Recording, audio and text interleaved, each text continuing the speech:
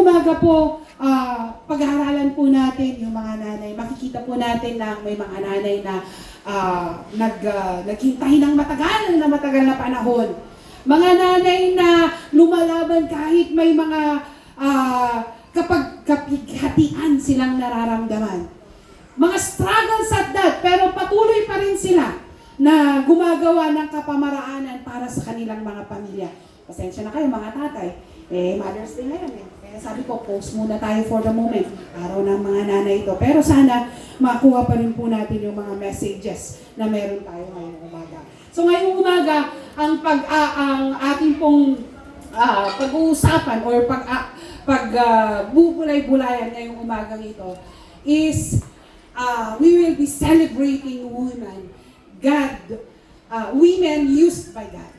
No? Yung pong passage na binasa po ni Ate Megan, yan po yung ating pong pangalan nito, pagbibasehan dito sa ating pong pag-aaralan ngayong umaga. So, celebrating women used by God.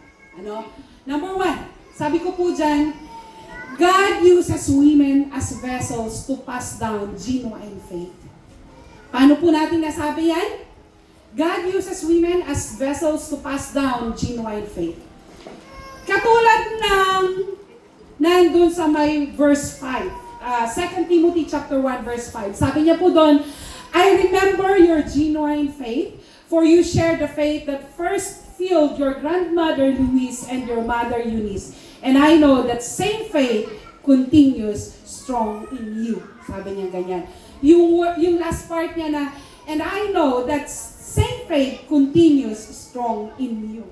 So makikita po natin dito na si Paul, dahil si Paul po ang nagsulat, Timothy, hindi niya inumpisahan o hindi niya sinabi kaagad yung mga magagandang ginagawa ni Timothy or yung ability na meron si Timothy. Hindi rin niya first na minention yung kung paano mag-preach si Timothy. He did not first mention Timothy's service kasi grabe naman kung mag-service si Timothy. Talagang kasama yan ni Paul saan man po siya magpunta. Pero ang unang minention po ni Paul dito ay yung tungkol sa pananampalataya na meron si Timothy. At sabi niya po doon, to emphasize, sabi niya po doon is that, and then Paul said something beautiful. May magandang sinabi si Apostle Paul along the way. Yung sabi niya doon na, faith-filled first in Louis and Eunice. Sabi niya ganyan. So, ibig sabihin, sabi ko dyan, bago pa magamit sa may ministry o magkakilala si Timothy at saka si Paul is that meron ng mga taong ginamit, mayroong mga babaeng ginamit ang Panginoon para po ma-shape yung buhay ni Timothy para ihanda siya doon sa may ministry na kung saan nandun siya during that time. At yan nga po ay walang iba kundi si Luis na lola niya at saka si Eunice na nanay niya. Ano po? So ano po yung lesson na makikita po natin dyan? A godly woman may think, I am only praying, katulad ng mga iba sa atin, I am only teaching my children. No? Yung sa loob ng bahay, sabi ko nga, mga simpleng gawain na meron sa loob ng bahay, or I am only reminding them the scriptures. Kahit na yung pagsasabi natin sa mga anak natin na, ka mag-Sunday school. Tapos pag uwi nila, tatanungin natin kung ano yung mga natutunan nila, ano yung memory verse nila. Akala lang natin na ginagawa lang natin yun sa ating mga anak. Pero alam niyo po ba na hindi lang po pala only yun o di naman kaya basta-basta yung ginagawa natin na yun. Or sasabihin natin may mga nanay dyan na I am only trying to be faithful sa may bahay namin. Kasi ito yung pagkatawag ng Panginoon sa akin May mga ganyan nagfo-focus sa loob ng kanilang mga tahanan. But then, ngayong umaga, titignan po natin na but that only may be the very thing God is using to shape future servant of God. Like Timothy. Kaya, Dagijay, pag nag-train tayo kung Dagijay anak tayo, ginagamit po tayo ng Panginoon. Sabi nga po ng ating pastor, hindi natin alam. Baka one day, dito sa ating kongregasyon, to nakaupo. Ang future leaders na talagang may takot sa Panginoon at maglilingkod ng todo. Hindi lamang sa kanilang bayan, kundi po sa ating Panginoon. So, sinishape po ng mga nanay ang future ng kanilang mga anak. Pero kung wala ka doon, kung hindi yun yung ginagawa mo, at nanay ka, hindi pa huli ang lahat. No? I-align lang natin yung mga ginagawa natin sa gusto ng Panginoon sa may buhay natin at sigurado gagamitin tayo ng ating Panginoon. Ano? Hindi man katulad ni Timothy na tumayong mag-preach o kaya naman mag-share ng gospel itong si Luis at saka si Eunice, pero napakalaki ng role na ginawa nila para nandun na ma-influensyahan nila si Timothy. At ayan nga, nakilala ni Paul na gamit ng Panginoon ang buhay niya at nandun na nagiging kaluwalhatian sa ating Panginoon. So, ngayong umaga, let us understand, not to underestimate the power of a real faith, of a woman's real faith. No? Dahil what is lived sincerely at home can be seen powerfully in the next generation. So mga nanay, kung kayo yung klase ng nanay na talagang sa murang edad ng mga anak natin o kaya kahit na mga young people pa sila, is that inuupuan natin sila, tinuturuan natin sila, pinapakita natin yung pananampalataya natin sa kanila. Hindi basta-basta yung pagiging nanay po natin. Sinishape po natin o di naman kaya nagkakaroon ng impact yan sa next generation. At yun ang gusto natin. Kaya nga tayo nag-reach out ng mga bata. Kaya nga pinapadami natin yung mga outreaches. Kaya nga yung mga young people, ini-invite natin sa mga networks natin. Bakit? Kasi we want to have or to see a better generation. A generation that really worship God. A generation na talagang walang ibang nasa puso kundi ang ating Panginoon. Kaya mga nanay, yung mga ginagawa natin, hantay mo, ibang nga, daytoy lang, kaya paaramidan, daytoy lang, aramidok, para iti anak ko. Day tangalang aramidom, para iti naati, dagiti anak mo. Us-usaran na ka ni Apo Diyos, tapno ti kasta. Haanan nga katulad iti, daytoy nga generation, the next generation. Amen? Amen po ba? Sabi po ng Psalms, chapter 145 verse 4 to 7. Hindi man po babae ang nagsulat dito dahil si David, pero ang sabi niya po dito, let each generation tell its children of your mighty acts. Let them proclaim your power. I will meditate on your majestic, glorious splendor and your wonderful miracles. Verse 4 po yun. And then, your awe-inspiring deeds will be on every tongue.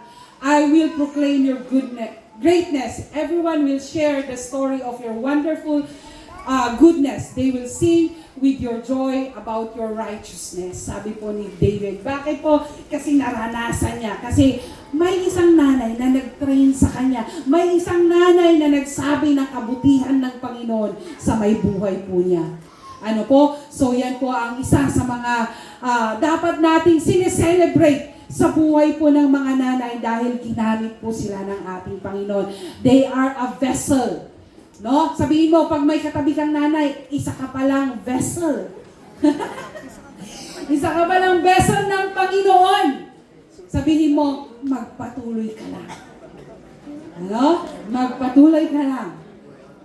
Next. Sabi po niya dyan, God works through women in all kinds of story. Hindi para-para sa ating istorya, tama? Kaya nga, pag nagsama-sama tayo, kulang ang isang oras or kulang yung isang buong araw para marinig lahat natin yung mga story ng bawat isa, tama? Hindi kami parehas ng story ni Ate Angie, ni Pastora. Iba-iba tayo ng story sa ating mga buhay. Pati yung mga drama natin, iba-iba. Diba? Kaya sabi ko, kulang isang araw. Kahit siguro umupo tayo ng 5 araw, para lang pakinggan yung story ng bawat isa ay nakurang. But anyway, ngayong umaga, God works through women in all kinds of stories. Ano? Doon po sa may 2 Timothy chapter 1 verses 3 and 4, makikita po natin dyan, sabi ni Paul, Timothy, I thank the Lord for you, the God I serve with a clear conscience, just as my ancestors did night and day. I constantly remember you in my prayer. I long to see you again, for I remember your tears as we parted. Ang pinaka gusto kong i-point out dito is yung last part na sabi niya doon, I remember your tears as we parted. Bakit po ganun yung sabi ni Apostle Paul kay Timothy? Kasi po dito makikita natin na yung passage, it carries the language of tears, prayer, and remembered faith that fades the lives of many women in the scripture. Ano? Makikita po natin dyan, some women rejoice in their motherhood.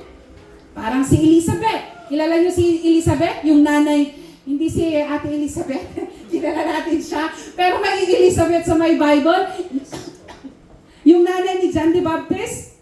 No, ano yung feeling niya nung dahil ang tagal-tagal na hindi na naghihintay siya ng anak. Nung nagkaroon siya ng anak, grabe yung joy niya. Nagre-rejoice siya. Ano? Sino pa? Yung mga nanay, as women suffered in motherhood. Si Leah. Bakit? Dahil second best siya sa tingin ng kanyang asawa. Marami siyang mga pinagdaanan. Si Sarah. Ilang taon si Sarah bago nagkaroon ng anak? Lumipas na nga eh. Di ba?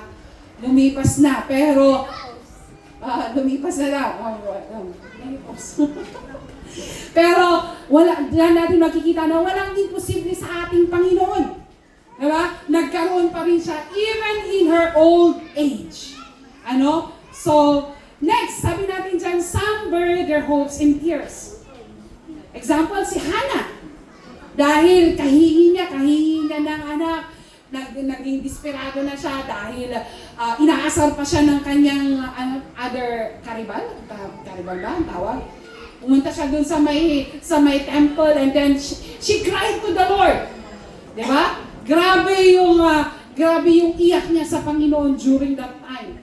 Sabi niya pa dito, some mothers through pain and loss. Sino si Naomi? Mother-in-law ni Ruth. Bakit through pain and loss? Mali siya doon sa may lugar na kung saan inilagay siya ng Panginoon. Nung pumunta siya doon sa lugar ng mga Moab, ano nangyari sa kanya? Namatayan ng asawa at ng mga anak. Kasi ngayon matitihan na talagang agyan in pain. Gamoy tanga nangyari. Pero nagpatuloy pa rin siya. Sabi niya pa dito, some mothers through courage.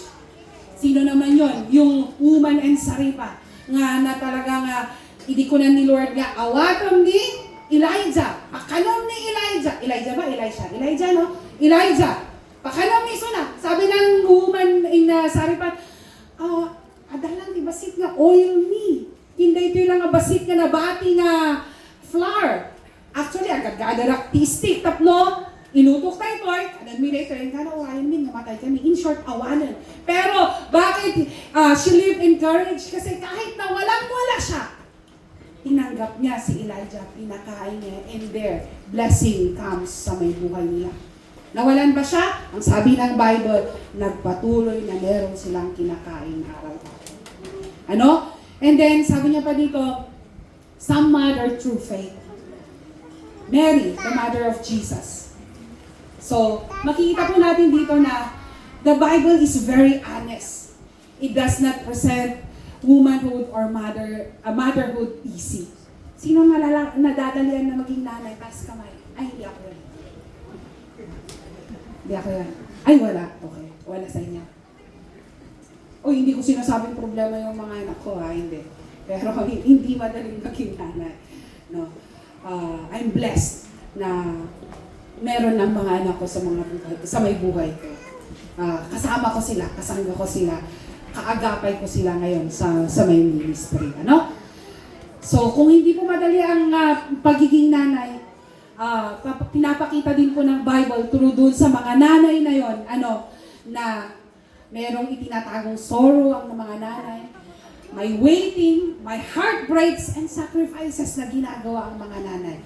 Every different stories na meron tayo sa my Bible.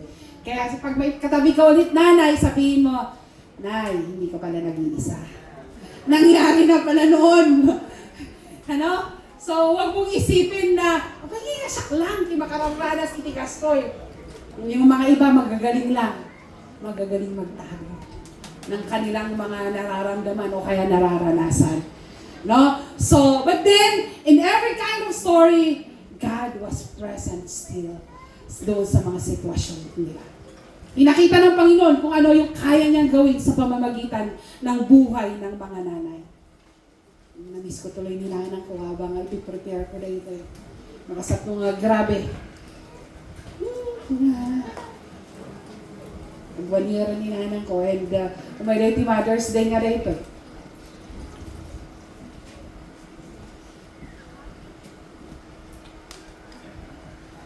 I saw her courage. I saw the strength. I saw the love. I experienced the love. Yung support. Na kahit na, ay, nako. Lahat kami, hindi pala lahat. Kami mga may asawa na, is that, nandun siya. Nandun siya. Sa mga problema, sa mga kasiyahan. Isa sa mga galak niya is that, pag may mga okasyon o di naman kaya umaakyat sa may stage yung kanyang mga apo, nandun siya. And so, sabi ko habang ginagawa ko to, or nagme-meditate ako sa message na to, saludo ko sa'yo, ma. Ang tindi ng habang nire-review ko yung mga nangyari sa mga kababaihan dito. Sabi ko, parang hindi ko yata kaya yung ginawa niya. Pero, salamat sa Lord sa may buhay niya. Sa may buhay ng nanay na mga nagsakripisyo at talaga namang always there para sa atin.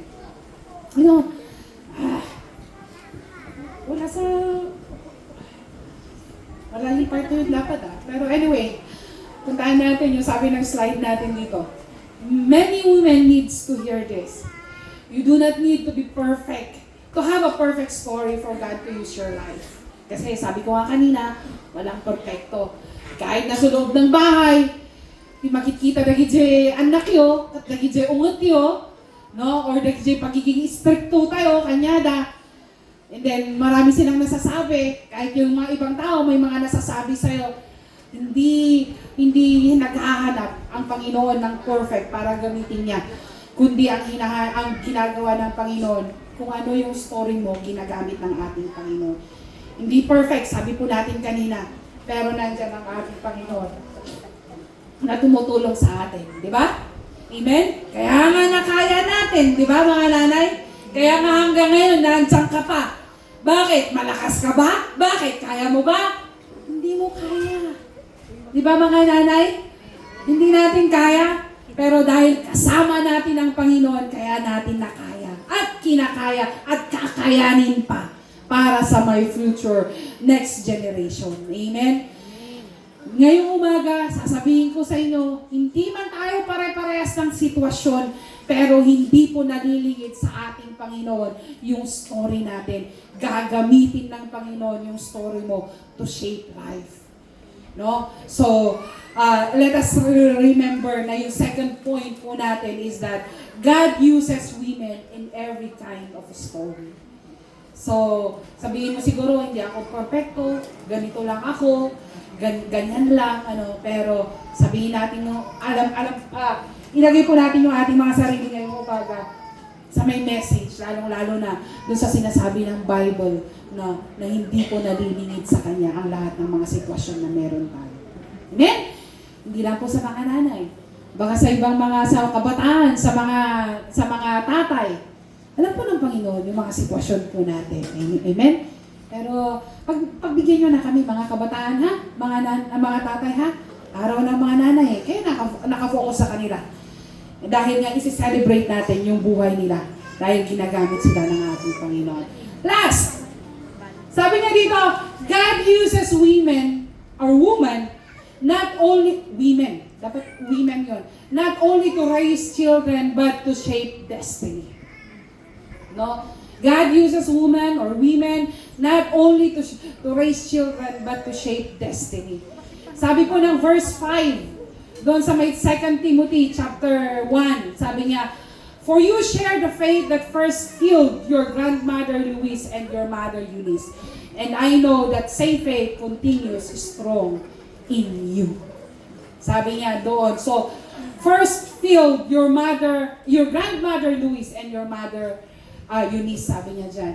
So, a godly woman does more than preparing meals, naglilinis ng loob ng bahay, or kung ano-ano pa man, or care kung ano yung daily needs ng pamilya, kundi ang isa sa mga misyon ng mga nanay, kung hindi pa po natin ginagawa, or baka hindi mo alam, is that she shapes heart. Sinishape po natin or tinutulungan po natin yung next generation para ma-shape yung heart nila, para yung heartbeat na meron sila is yung heartbeat ng ating Panginoon. Sino example natin dito? Si Mary.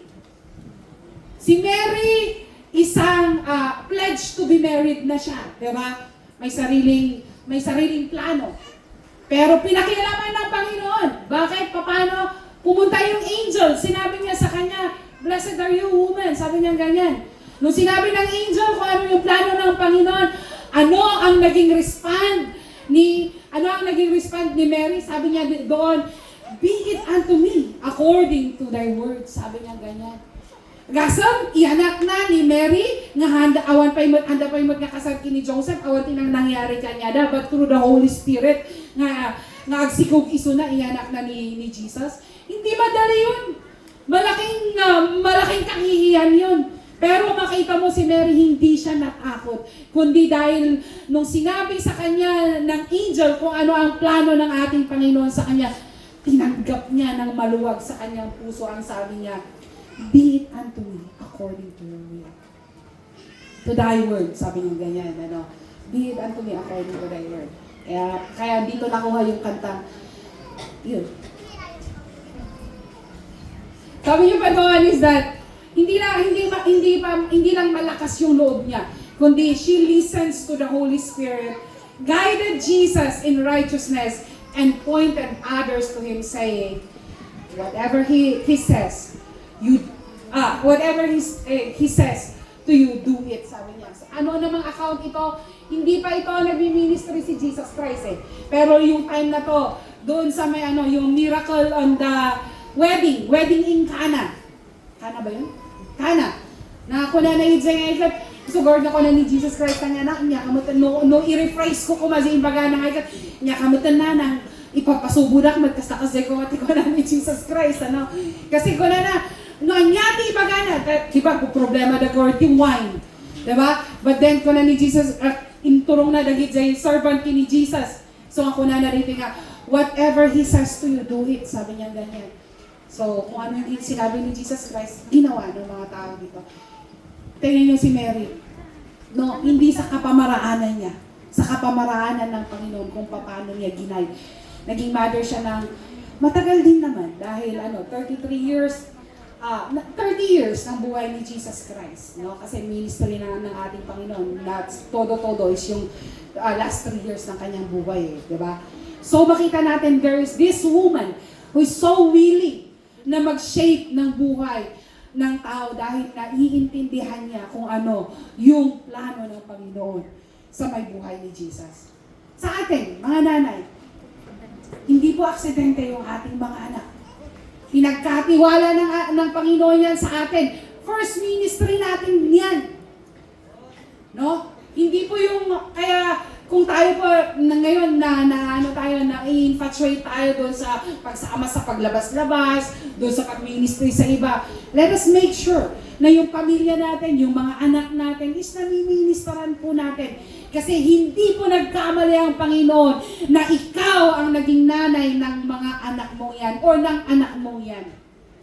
Saktong-saktong ikaw ang gagamitin ng Panginoon para po ma-erase yung mga anak mo na yan para magkaroon ng fear of the Lord. And magsaserve din po sila sa ating Panginoon. So, like Mary, hindi lamang po natin tanggapin yung responsibility, kundi nandoon na sana marunong tayo makinig sa may Holy Spirit upang sa ganon, yung mga bata na inintrust ng ating Panginoon sa atin is that ma-mission accomplish tayo one day dahil makikita po natin sila na sila po ay nagmamahal at naglilingkod sa ating Panginoon.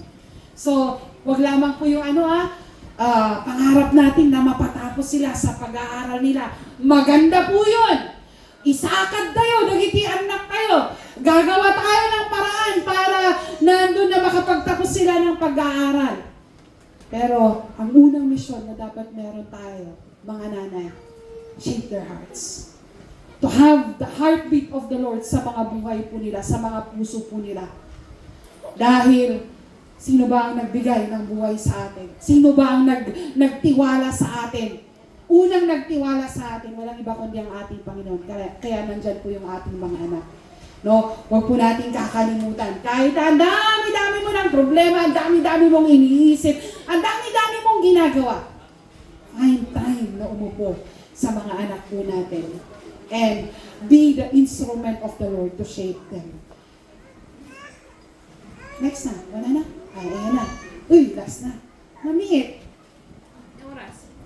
Alas 11. Sabi niya doon, conclusion and application.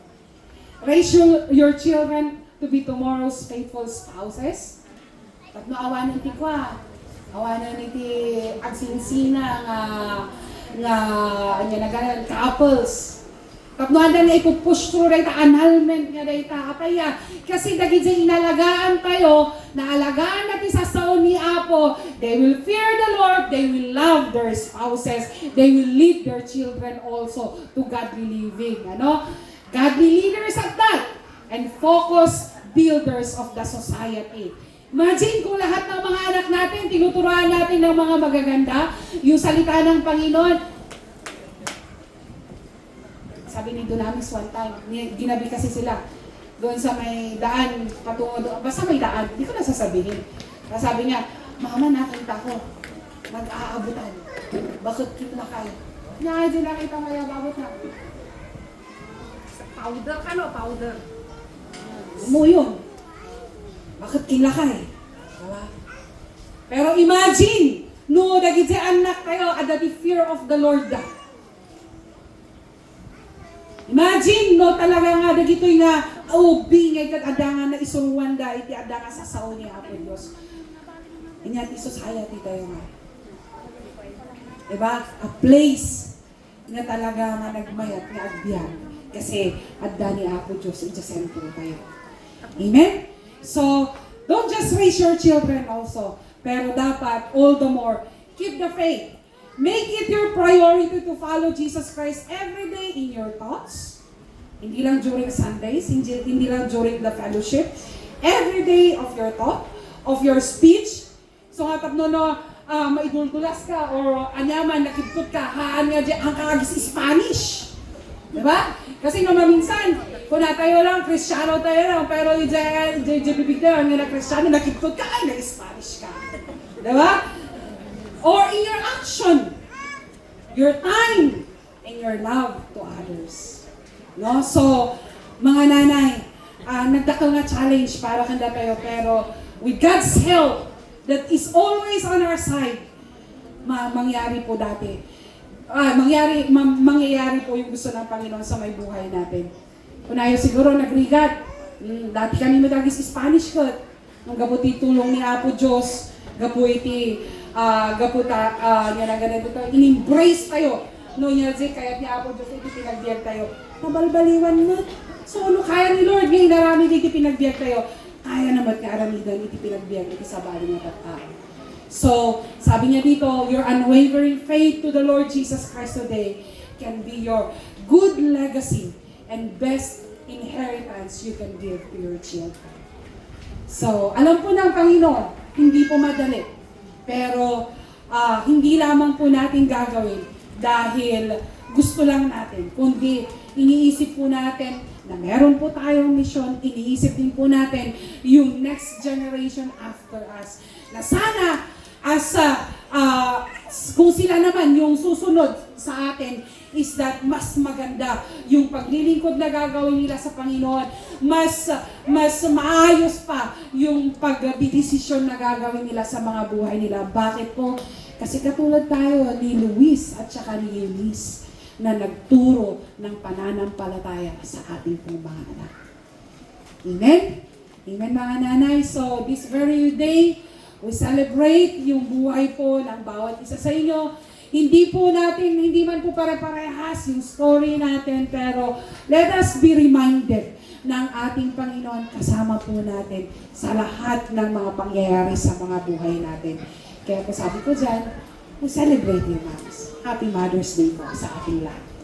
Sa ating mga nanay. Okay? Kasi lahat ko na nabigay mga young people. So, sige po. Tayo po tayong lahat. And then, tawagin ko po ang ating pong MC para po nandun na mag-minister po sa atin ngayong umagang ito as they call on yung ating pong mga nanay.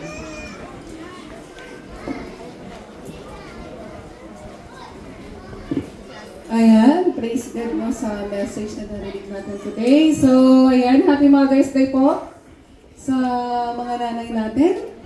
No? So, ayan, habang prepare po yung ating video. Sige, maupo po muna tayo.